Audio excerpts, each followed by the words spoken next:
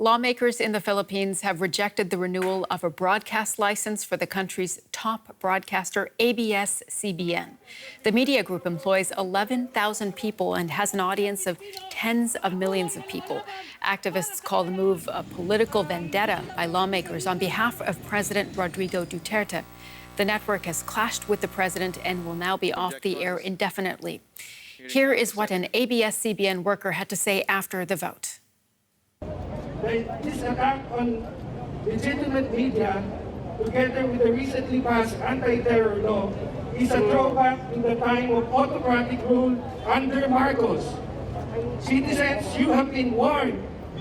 Your civil liberties have been eroded. Your democracy is shrinking fast. Let's bring in DW correspondent Ana Santos in Manila for more on this story. Hi, Ana. Good to see you. Why wasn't this license renewed? Well, quite simply, this was the president settling an old score.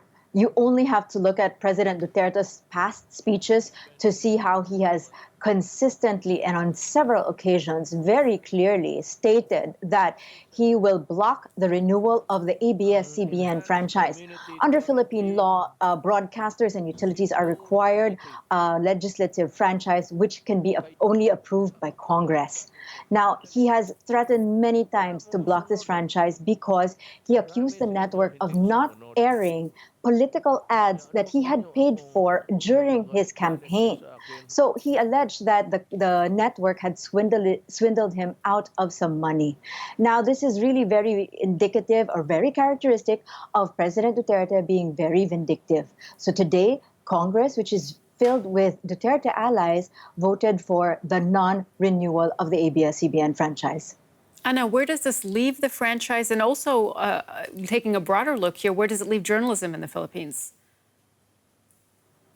ABS-CBN is the country's largest broadcaster, so it has the widest reach. Its radio and TV programs reach the most remote areas in the country. So it is now cutting off millions of people from vital information at a time of a global pandemic like COVID-19. It has also cut them off from free entertainment, which is also vital during this time of quarantine. And on the issue of media freedom in the Philippines, we also have to look at the past actions of the Duterte government. Even as early as last month, journalist Maria Ressa was convicted of cyber libel, and she could face up to 6 years in prison. So looking at the track record of this administration, they have consistently cracked down on independent media that has been critical of its policies, most specifically the coverage of the brutal drug war. So again, this is another move on the crackdown of freedom of the press and on civil liberties. And can ABS-CBN fight this decision? They have limited options right now. One of them will be to file for a motion for reconsideration or to file for a brand new franchise altogether.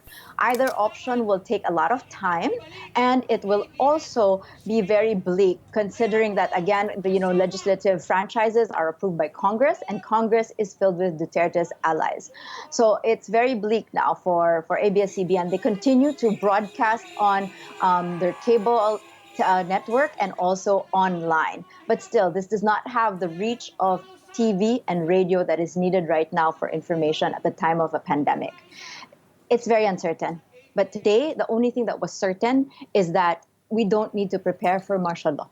This is martial law 2020 under the Duterte administration. We'll have to leave it there. DW's Ana Santos reporting from Manila. Thank you.